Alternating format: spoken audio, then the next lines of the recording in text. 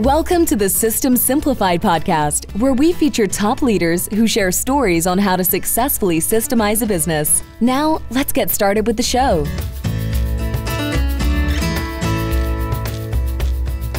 Hello, Adi Klevit here with the System Simplified podcast, where we interview top entrepreneurs, founders, and thought leaders about systematizing a business.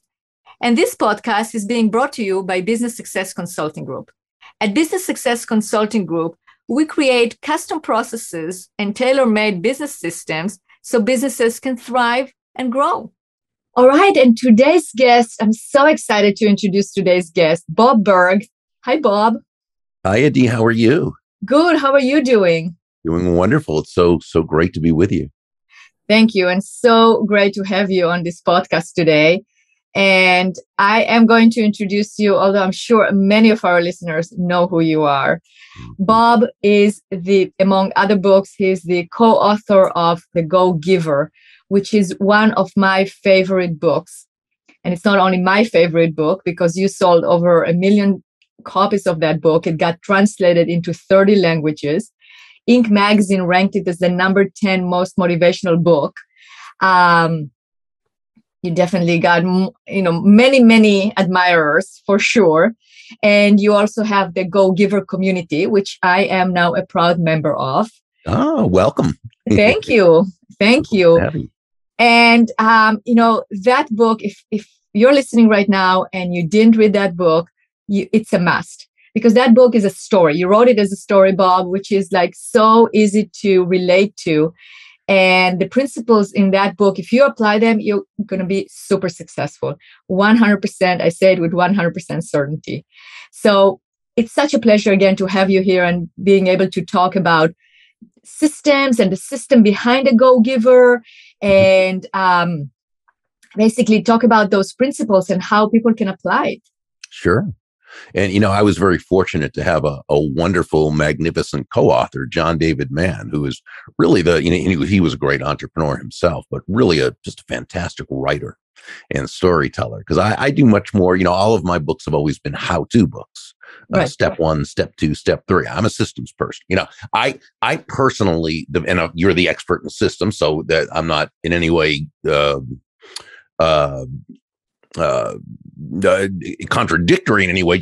I've just always found, to me, I've always defined a system as the process of predictably achieving a goal based on a logical and specific set of how-to principles. The key being predictability, right? If it's been proven that by doing A, you'll get the desired results of B, then all you need to do is A and continue to do A, and you'll get the desired results of B. Now, I don't do that nearly as well as you do, and I don't do it for companies nearly as well as you do. That's just how I look at a system. And so, when John and I put together the 5 laws from the Go-Giver, I don't know if we used a system, of course, in writing it. I don't know if that was so much the system itself as much as an overall, if you want to say philosophical view, maybe, although philosophical always kind of seems like it's not practical, just philosophical. No, it's practical. But it's when people such as yourself take your systems and apply it within the philosophy of the Go-Giver, that's when it really works, because, it's nothing more than shifting your focus off of yourself and placing it on serving others, finding ways to discover what they need, what they want, what they desire, and helping them to get it. It's being focused on their issues and their challenges and helping them overcome them and bring them closer to success and happiness. And that's why I love what you do in your work, because you need the systems, that predictable methodology in order to take the philosophy and actually apply it to the success of your customer. Absolutely. And I can tell you, when I read your book, I did take it as a system. It's interesting to hear you say that, because I agree with you. I mean, the philosophy behind it, because I already agreed with the philosophy, then I could use what you taught in that book in such, you and definitely, I know you and John wrote it together, so it's both of you, but I'm saying you because I'm talking to you, right? But I know, I understand. But it's the story. The story is so beautiful, and it allows you to really see how you can translate it into a system. Because when I read a book, I go, oh, okay, well, if I actually apply those 5 rules, right? That's the system. That's a system on how to actually apply and execute a go-giver. So yeah, well, that's true. That you make a great point. That's right. Yeah. Yeah. So, before we dive into the system that you figured out there on how to be a great go-giver, I really want to give a shout out to Alice Tang, our mutual friend. Oh, and wonderful. Alice is wonderful. And she totally, she lives by the go-giver principle. I know she does. She's the walking embodiment of a go-giver. She is the walking embodiment of the go-giver. And really, she reminds me of the connector. I mean, she is the connector. Mm-hmm. She's the connector in my life. She's the connector in many other people's lives. She loves to connect. So big shout out to Alice Tang. And if you want to know more about Alice, go to askalicetang.com. So Tang is Tang. So askalicetang.com. She's amazing. So definitely wanted to give that shout out because that's Alice is definitely a big example of that. Yeah. All right. Well, let's dive into the systems of the go-giver. So let's talk about the premise behind it, like the big philosophy, and then the 5 different rules, or you would call it rules, right? That you go over in the book, or suggestion. How would you say? Yeah. Well, yeah, we call them the 5 laws of stratospheric success. Principles that, that either way is fine. The premise being that shift in focus from getting to giving. And when we say giving in this context, we simply mean constantly and consistently providing immense value to others, understanding that doing so is not only a more fulfilling way of conducting business, it's actually the most financially profitable way as well. And not for any kind of, magical, mystical, woo-woo type of reasons. It actually makes logical, rational sense. When you're that person who can, again, take your focus off yourself and place it on serving others and making their lives better, adding value to them, right? People feel good about you. People want to get to know you. They like you. They trust you. They want to be in relationship with you. They want to do business with you. They certainly want to tell others about you and to be your personal walking ambassador, just like you are for Alice, right?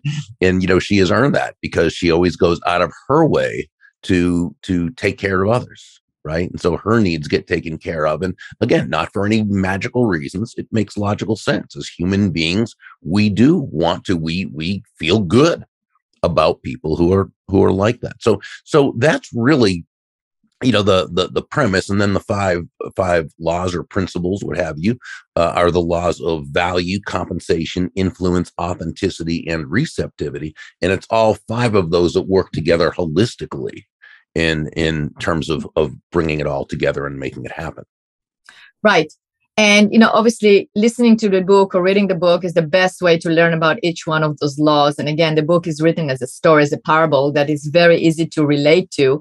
And it's fun to listen to. And then you can really get the concept and get the ideas. What I really like about the book is that the emphasis on the practicality of it, that you actually have to apply, right? Yeah. It's one thing when we read a book and we go, oh yeah, that's a great idea. But it's really making it practical and going and applying it.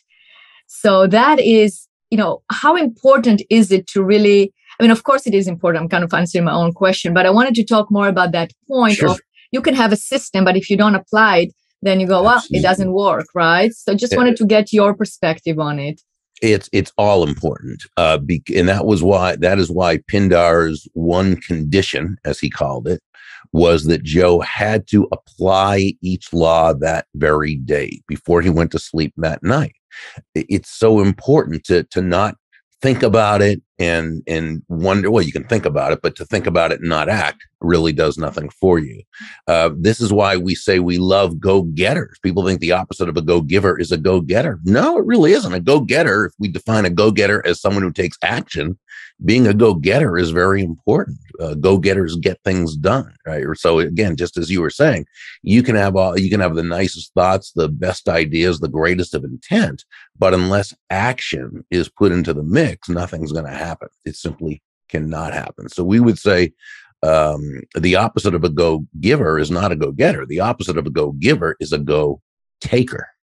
That's that person whose focus is on taking on, from without having added value to the person, to the process, to the situation. And they tend to be frustrated because they rarely attain the level of success they feel they deserve, because it really hasn't been built on a solid foundation. They're in it for themselves, of themselves, and by themselves. And that's a tough way to do business. Now, people can do it. I mean, I've seen plenty of go-takers who can sustainably make a good financial living, but it's tough. It's a lot tougher.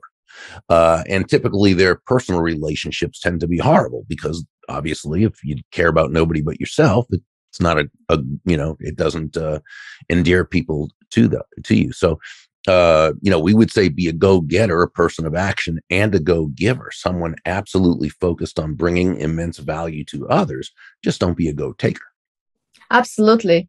What do you find are the biggest obstacles for entrepreneurs to actually implement the go-giver system? Well, they have to first understand their own value and what they bring to the table. Then they have to understand their value from the point of view of the prospective customer. So, for example, law number 1, the law of value, says your true worth is determined by how much more you give in value than you take in payment. Now, that can sound counterintuitive when you first hear it, because it sounds like you're not making a profit, right? Give more in value than you take in payment. Well, what we have to understand is there's a significant difference between price and value. Price is a dollar figure. It's a dollar amount. It's finite. It is what it is, right? Value, on the other hand, is the relative worth or desirability of a thing, of something, to the end user or beholder. In other words, what is it about this thing, this product, service, concept, idea, what have you, that brings so much worth to another human being that they will willingly exchange their money for it and be glad they did, while you make a healthy profit. And, one of my favorite examples, because it's a really short example and it's very concrete, is if you were to hire an accountant to do your taxes and she charged you $1,000. Well, that's her fee, literally her price, $1,000. But what value is she giving to you in exchange for this $1,000? Well, let's say she saved you $5,000 in taxes. She saved you countless hours of time, freeing you up to be more productive. She provided you and your family with the security and the peace of mind of knowing it was done correctly, right? She gave you well over $5,000 in use value in exchange for $1,000 fee or price. So she gave you more in value than she took in payment. So you feel great about it. And she made a very healthy profit, which she should. In fact, in any free market-based exchange, free market simply meaning no one's forced to do business with anyone else, right? In any market-based exchange, there should always be at least 2 profits, the buyer profits and the seller profits, because each of them come away better off afterwards than they were beforehand. But it always begins with the salesperson or the business person, the entrepreneur, focused not on what they're getting, but focused on the value they're giving. This is why John and I say that money is simply an echo of value, right? The value must be the focus. It must come first. And that's what entrepreneurs have to understand. Nobody's going to buy from you because you have a quota to meet. They're not going to buy from you because you need the money. And they're not even going to buy from you just because you're a nice person. They're going to do business with you. They're going to buy from you, what have you, because they believe ultimately that they will be better off by doing so than by not doing so. So we have to understand it's all about understanding the value you're providing. That accountant needed to know the value she was providing, but she also had to communicate it in such a way that she was connecting with what that other person needed, wanted, and desired, because value is always in the eyes of the beholder. It's not what we think they should value about what we do. It's what they value about what we do. Once an entrepreneur understands that, now they're in a position to be able to communicate the type of value they need to communicate. That is so true. It's not about making money, right? Because you don't make money. I mean, unless you go and print money, right? But it's right. what you do is whatever you're doing, then you get the money. You create value. You create the value. And that results in the money. Exactly. That's exactly right. And I think your point is so well taken, because first of all, you have to understand what value are you bringing? What are you producing? Right? Yeah. And yesterday I actually thought about that law. I mean, it's with a simple example. I have somebody here fixing, redoing our cabinets in the kitchen. And I had two hangers that I hang, two hangers on one of the doors that he had to take off. And I said, will we be able to replace them? And he says, I won't be able to replace them because they're adhesive and I'm taking them off. But what I'm going to do is I'm actually going to find you new ones that are really nice. And I'm going to actually screw them into the door. Would you like me to do that? I go like, wow, yes. A simple thing. I mean, he gave me more value. I mean, I didn't expect him to do that. He didn't do that. Probably cost him another, very little amount to actually do that. But I was like, the value communicated was extraordinary. Exactly. Yes. So it applies to everything in life. And in your book, you also show how it can also apply to personal relationships. So it's not just work. It's in all aspects of life. Yeah. Well, I mean, you think about it, and as Pindar mentioned to Joe, pretty much any success principle, if it's a principle, it works across the board. Now, there are strategies, techniques, and tactics that may apply only to specific situations, but general principles apply across the board. So whether we're talking success in terms of financial, physical, spiritual, mental, emotional, social, relational, what have you, yes, it's still these 5 laws absolutely apply. Yes. And, you mentioned Pindar. So for those listeners that haven't read the book yet, Pindar was basically the mentor to Joe. And that's how Joe learned about the 5 laws. Yes. So in terms of being a mentor, I know, Pindar was a mentor to Joe. What do you recommend in terms of how do you find, and the story, basically what I wanted to say is the story of how Joe found Pindar is a very interesting one. How do you recommend that people find mentors? And also, what is the importance of having a mentor? Well, I think having a mentor is very important because it can really cut your learning curve by years. You're talking about really leveraging somebody else's life's experience. And so I think finding a mentor, and being a good protege to a mentor, very, very important. I think when people try to find one, sometimes they go about it in a way that's sort of counterproductive, in that they'll find someone who they admire, who they would like to have mentor them. That part's good, but they'll reach out to that person with whom they have, no relationship and just say, hey, would you be my mentor? And what I see as again, being counterproductive in that approach is, at first, if you want this person to be your mentor, the chances are many others do as well. So when you just simply ask, will you be my mentor? That doesn't distinguish you from all the other people who ask, and this person doesn't have time to be everybody's mentor. And so the way we want to kind of ask is first understanding that a mentor protege relationship is just that. It's a relationship, and it develops over time. So just like you wouldn't ask somebody to marry you before asking them out on a date, you wouldn't really ask someone to mentor you before that relationship's established. Now, that said, you can pretty much approach anyone who you admire and just say to that person, hey, I know that you are very, very busy. So if this is something you either don't have the time to do or just for whatever reason would rather not, I'll totally understand. I'm wondering if I may ask you 1 or 2 very specific questions. Now, when you ask this way, you've done several things. 1, you've distinguished yourself from everyone else. You've respected the process. You've asked in such a way that you communicate that you understand it's a big ask, that it's not just some little thing.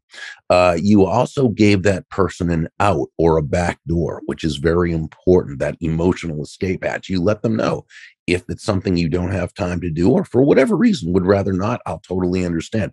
You're much more likely to attain agreement when you give someone the out, because they understand that you're respecting their time and their process, and you're not probably someone who's just going to be a taker who is, right? And then what you did, the way you asked, when you said 1 or 2 very specific questions, you communicated that you're a serious person. right? That you have an agenda. When I say agenda, I don't mean that in a bad way. Oh, they have an agenda. I mean that you know exactly what you need. So again, it's saying to this person, oh yeah, they're a serious person. They're not going to waste my time. They're someone I might be able to help because they know what right? So, my suggestion then is before you, and they'll usually agree. Now, not always, but not everybody has to agree. Different people pursue happiness their own way, and they may not want to, and that's okay. That is what it is.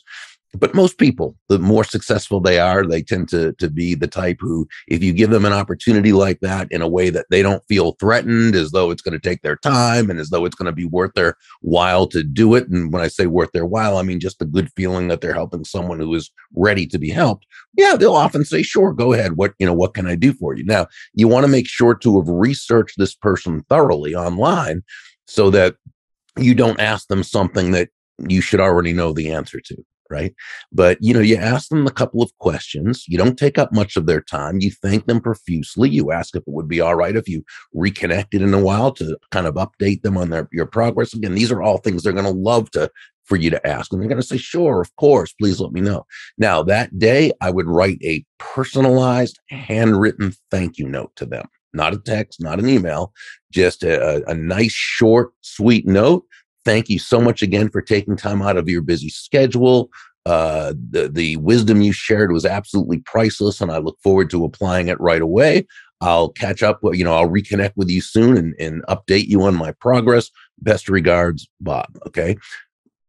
Put it in a regular envelope, stamp it, address it, send it out. I'm going to make a big difference with them. Then what I would also do is make a small, it doesn't have to be anything big, but just a small donation to their favorite charity or cause or what have you, which again, you can easily find out by researching online, or if not, by asking their administrative assistant, and make a small donation in their name. And what's going to happen is it will get back to them that you did that. Now, you're not doing it to kiss up or anything.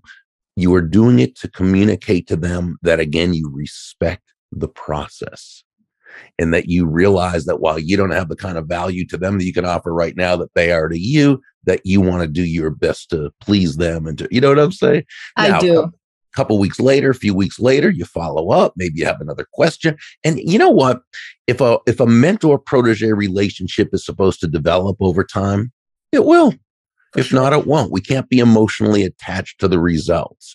It might be that was going to be the one conversation that you have. And maybe there's someone else, there'll be another conversation. And then you meet someone and there's 5 or 6 conversations. And who knows what's going to happen? You might find that. And then eventually you're going to do the same with someone else and you're going to be the mentor. So we don't want to be attached to the results. But when we go through the process, again, as you and I would say, the system for doing so, we create what we call that benevolent context for success.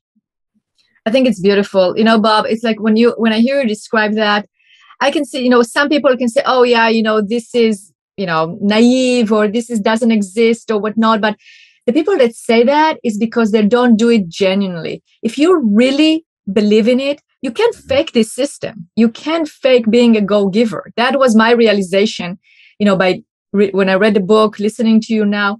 If you truly live by it, but not just assume it as a salesperson because now I'm supposed to be nice.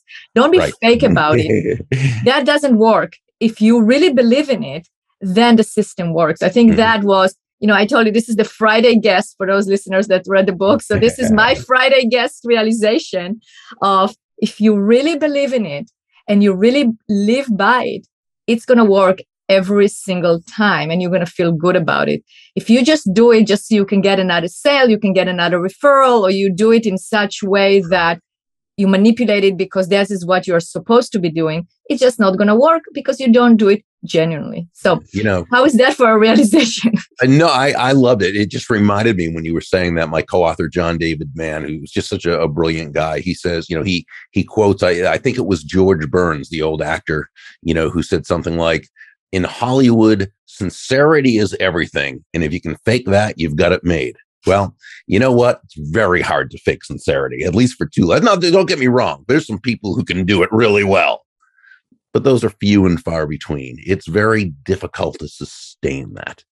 That's very true. It's a sustain, and people can read through that. I mean, people, they end up reading through it. Again, there's good fakers out there, true. whatever, but difficult for so long. And these days with the internet and everything, more and more difficult. Thank goodness. That's one of the positives of the internet. Okay. There are negatives and positives to everything, of course, but that's one of the good things. It's really, it's a lot harder to be a yucky person. Absolutely. and sustain that, right? I agree 100%. So we're coming to the close of this podcast, but I have one more question about the Go Giver community. Oh, sure. If you can tell us a little bit more about what it is and how can people access it? Yeah, it's really an online professional business community for Go Givers.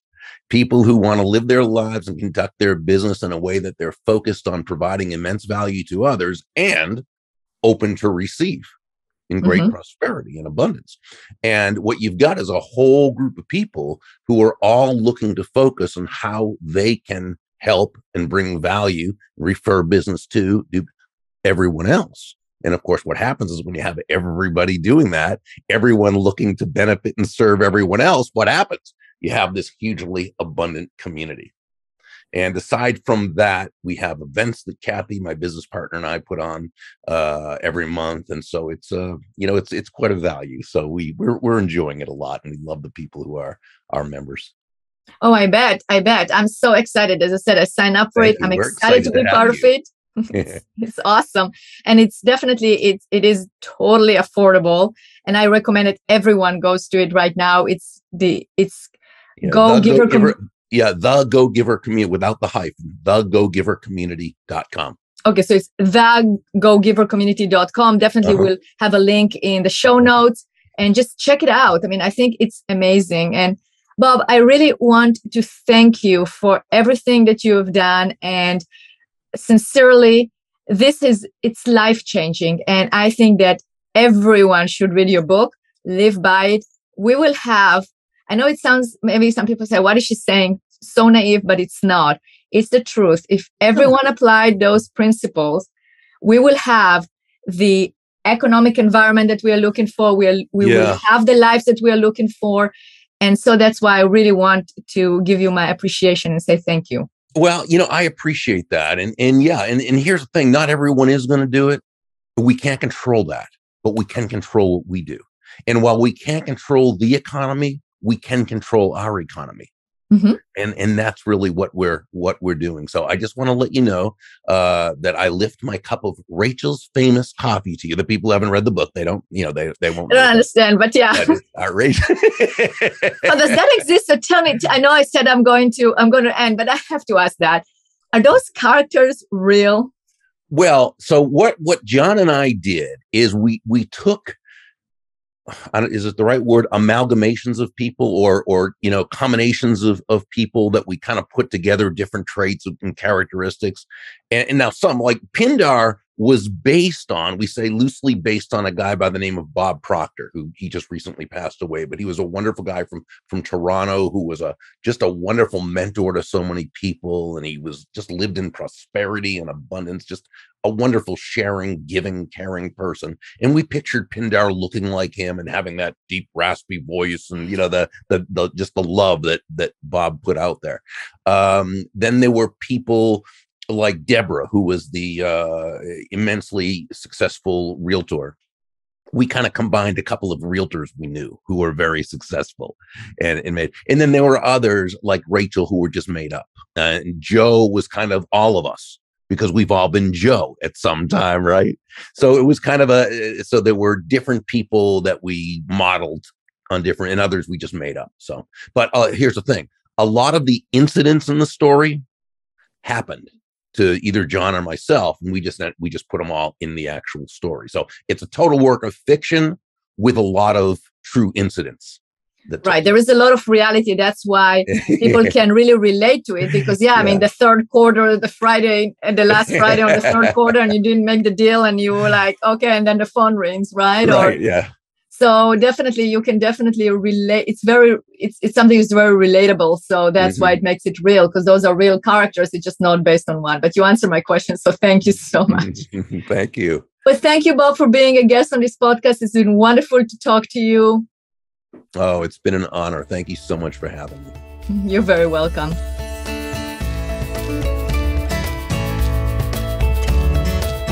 Thanks for listening to the System Simplified podcast. We'll see you again next time, and be sure to click subscribe to get future episodes.